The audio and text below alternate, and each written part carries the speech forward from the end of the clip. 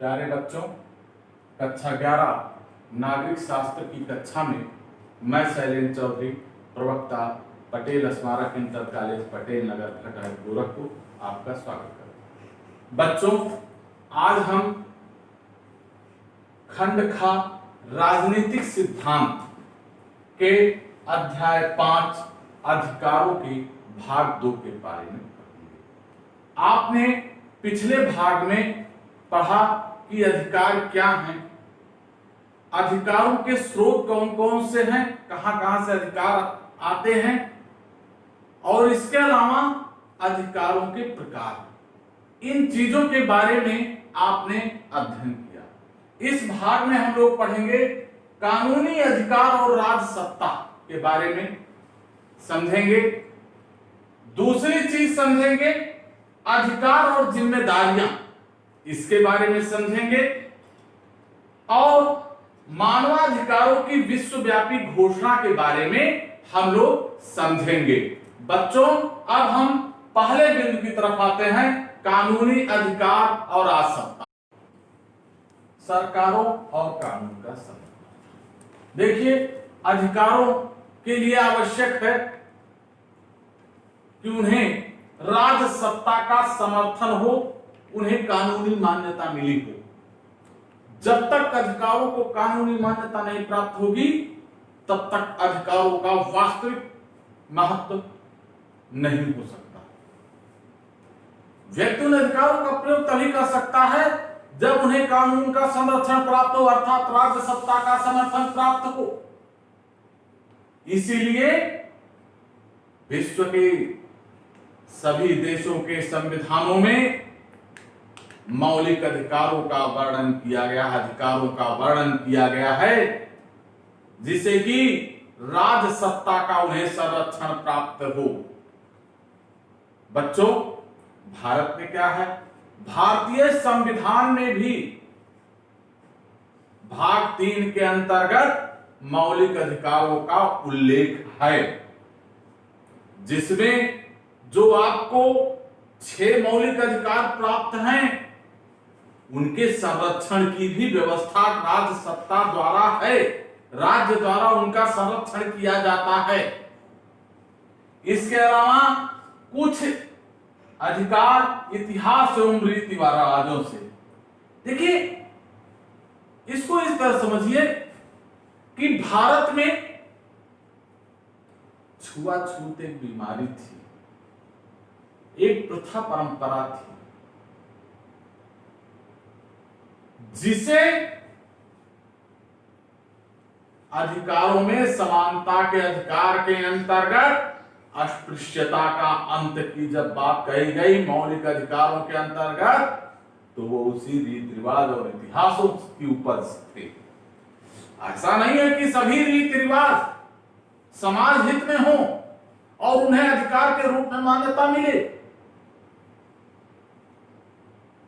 जो अधिकार, जो मांग या जो प्रथाएं समाज हित में होती हैं, राज्य उन्हें स्वीकार करता है और उन्हें कानूनी मान्यता प्रदान करता है। अनेक देशों में उनके इतिहासों से कुछ अधिकार आते हैं जिन्हें राज्य द्वारा स्वीकार किया जाता है। ये अधिकार ऐसा नहीं है कि एक बार लिख उठे तो वो बने रहे। इन अधिकारों का धीरे धीरे विस्तार भी हो रहा है। किस रूप में? न्यायालयों द्वारा जब उनकी विवेचना की जाती है तो उसमें कुछ नए तथ्य उभर कर आते हैं। विधायिकाओं द्वारा, इसके अलावा जनता के मांग के आधार पर, तो इस तरह अधिकार धीरे धीरे विस्तारित होते हैं और न्यायालयों द्वारा पुनर्व्याख्यायित भी कर जाते हैं, राजनीतिक सिद्धांतकारों द्वारा व्याख्यायित किए जाते हैं, जिससे कि वो धीरे धीरे बृहद होते जा रहे हैं। भारत में लीजिए, शिक्षा का अधिकार विधायिका ने दिया,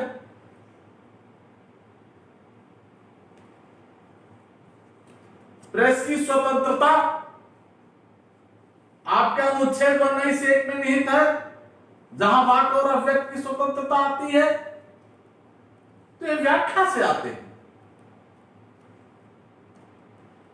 इसी तरह जन सूचना अधिकार 2005, ये जो आपको अधिकार दिया गया, ये भी एक विस्तार का। तो इस तरह कहिए पूरे विश्व के अलावा भारत में भी अधिकारों के स्वरूप व्यापक होते जा रहे हैं, वो सनय सनय विस्तारित होते जा रहे हैं। इसके बाद आता है अधिकार राज्य सत्ता से कुछ मांग करता है। आपको मान लीजिए शिक्षा का अधिकार मिला है, शिक्षा के अधिकार के तहत अब ये राज्य का उत्तरदायित्व होता है कि वो विद्यालयों की उचित व्यवस्था करे, बच्चों को वो मूलभूत सुविधाएं दे जो उनके व्यक्तित्व के विकास के लिए आवश्यक है। ये राज्य सत्ता से मांग है, अधिकार करता है। आपको धन पालन का अधिकार है, लेकिन इसके साथ ये अधिकार मांग करता है कि आपके अंतःकरण के आधार पर जो धार्मिक स्वतंत्रता का अधिकार आपको मिला, उस पर कोई हस्तक्षेप न कर सके। आपको शोषण के विरुद्ध अधिकार है, तो राज्य से यह अधिकार मांग करता है कि आपके उन अधिकारों की रक्षा करे, शोषण करने वालों के विरुद्ध दंड का प्रावधान किया जाए। इसके अलावा अधिकार राज्य को कुछ वैधानिक दायित्व सौंपते हैं। ये वैधानिक दायित्व किस तरह के हैं? आपको स्वतंत्रता पूर्वक राज्य में रहने का अधिकार है, जिससे कि आप सुगमता पूर्वक अपना जीवन यापन कर सके। लेकिन यदि आपके ऊपर कोई आक्रमण होता है, कोई अपराध आपके विरुद्ध होता है, तो राज्य का यह वैधानिक दायित्व है कि वो ऐसा करने वाले व्यक्ति को दंडित करे, और जिससे कि आपकी सुरक्षा हो सके और भविष्य में ऐसे अपराधों को रोका जा सके। ये राज्य का वैधानिक दायित्व है कि व्यक्ति के अधिकारों की रक्षा वो करे। इसके अलावा आता है अधिकार राज्य पर कुछ प्रतिबंध लगाते हैं। ऐसा नहीं है सब कुछ अधिकार कर लेगा, अधिकार कुछ प्रतिबंध भी लगाता है। वह प्रतिबंध व्यक्ति के जीवन से संबंधित हो सकता है कि व्यक्ति जीवन और स्वतंत्रता का उल्लंघन ना करे।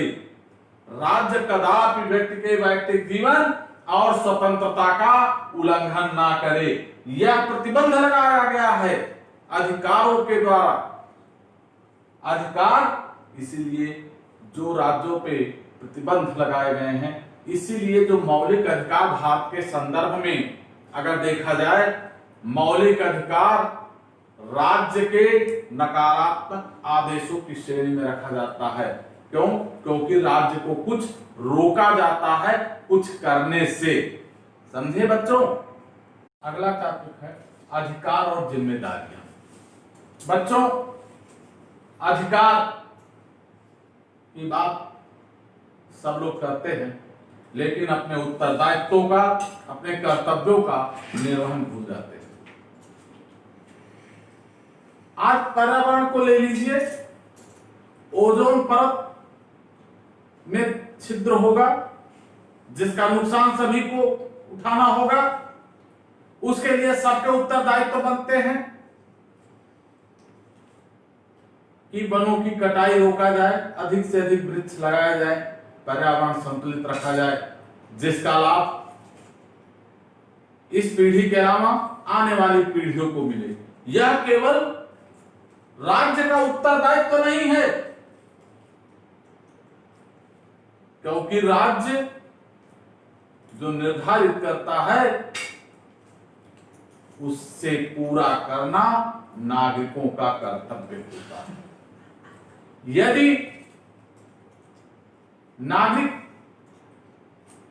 अपने कर्तव्यों का निर्वहन ना करें तो आप सोचिए पर्यावरण कैसा होगा, आने वाली पीढ़ियां कैसी होंगी, क्या उन्हें स्वच्छ वायु मिल सकता है?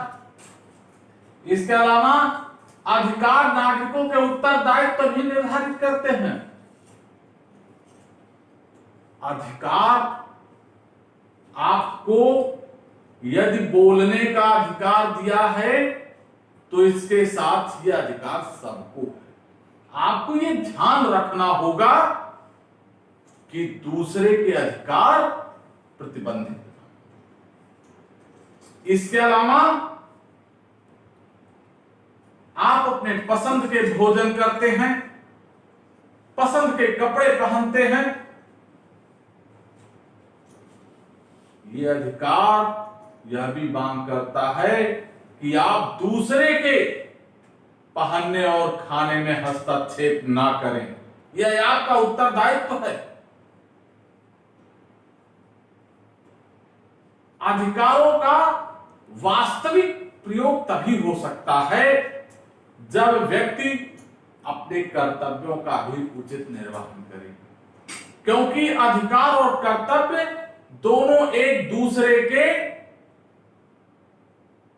पहलू, एक सिक्के के दो पहलू हैं। एक तरफ अधिकार है तो एक तरफ कर्तव्य है, दोनों एक दूसरे के बिना अधूरे रहेंगे। इसीलिए कहा गया है अधिकारों के अभाव, कर्तव्यों के अभाव में अधिकारों का कोई महत्व नहीं होता। आगे आता है अधिकारों का संतुलित प्रयोग होना चाहिए। जहां कभी विवाद की स्थिति हो या तो उस स्थिति में अधिकारों के संतुलित प्रयोग की बात की जाती है। हर व्यक्ति की सीमाएं होती हैं, वह चाहे राज सत्ता ही क्यों ना हो उसकी भी अपनी सीमा है। वह व्यक्ति के अधिकारों के अतिक्रमण नहीं कर सकता। नागरिकों को अधिकार मिला है तो वह दूसरे के अधिकारों का अतिक्रमण नहीं कर सकते। इसीलिए अधिकारों का संतुलित प्रयोग की बात कही जाती है। बिना संतुलित प्रयोग किए अधिकारों का उचित प्रयोग नहीं किया जा सकता। इसके बाद आता है नागरिकों को सजग व चौकस रहना चाहिए। किसी लोकतांत्रिक देश में जब तक जनता अपने अधिकारों के प्रति सजग और चौकस है, अपने अधिकारों के प्रति जागरूक है, तब तक अधिकार बने रहेंगे। राज सत्ता कभी आपके अधिकारों का अतिक्रमण नहीं कर सकती। लेकिन जहां जनता सोई तहां धीरे धीरे राज सत्ता उन अधिकारों का अतिक्रमण करना प्रारंभ करती है और परिणाम क्या होता है? अधिकार विहीन नागरिक, जिसमें आप तानाशाही की संज्ञा भी दे सकते हैं, जहां जनता को कोई अधिकार ना हो। बच्चों, ये जो अधिकार और जिम्मेदारियां या अधिकार और कर्तव्य की बात आती है, आप ये समझ लीजिए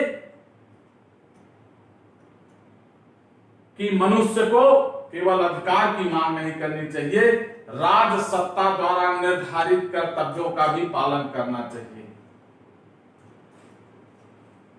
आपको भारतीय संविधान के अंतर्गत मौलिक अधिकारों के अंतर्गत 6 मूल अधिकार आपको प्रदान किए गए हैं, लेकिन अनुच्छेद 51A भाग 4A में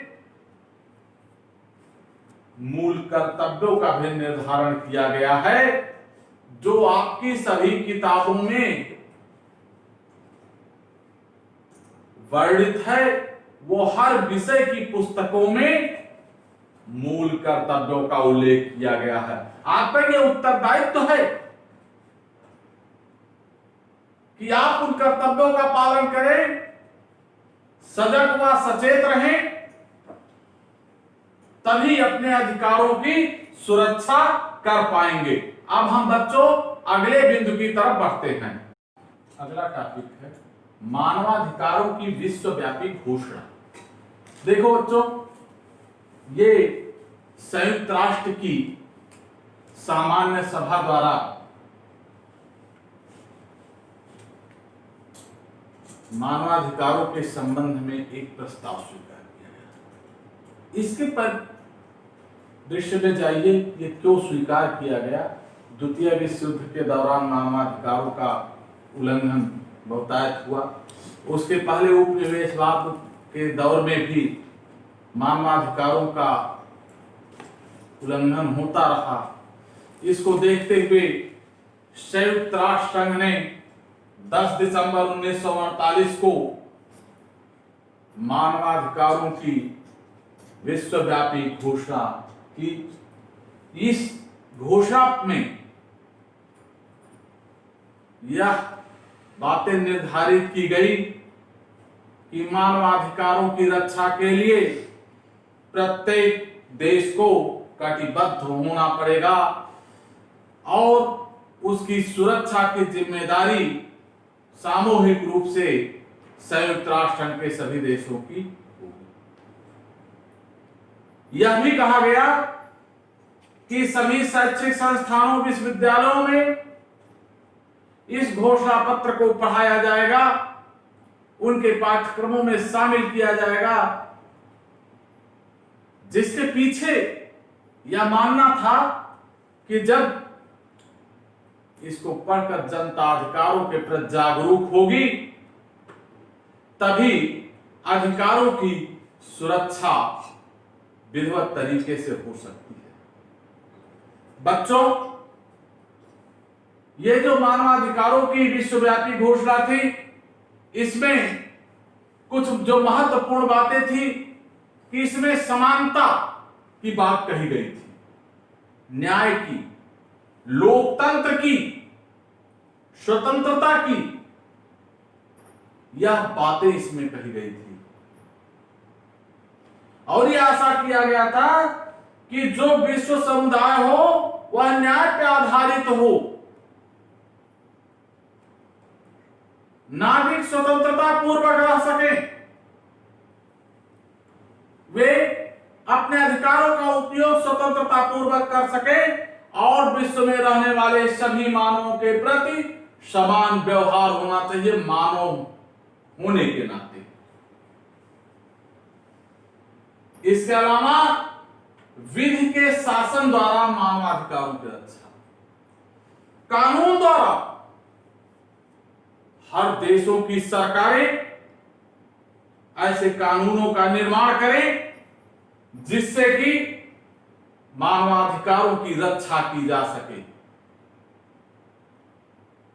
इसके अलावा राष्ट्रों के मध्य मैत्रीपूर्ण संबंधों के विकास पर जोर दिया गया कि राष्ट्रों के मध्य समान व्यवहार हो, समानता के आधार पर राष्ट्र आपस में मैत्रीपूर्ण संबंध स्थापित करें।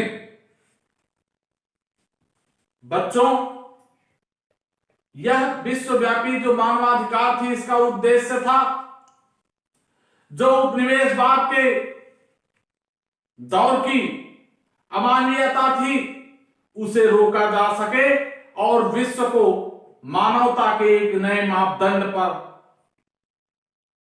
आगे बढ़ाया जा सके, जहां वसुधैव कुटुंबकम का भाव जागृत हो सके, जो भारतीय विचारधारा का मूल स्रोत भी है। आप अच्छी तरह जानते हैं, भारत सदैव वसुधैव कुटुंबकम की अवधारणा का पालन किया है और उसी नीतियों पर चलता है। इसी के साथ बच्चों, यह अध्याय समाप्त होता है। धन्यवाद।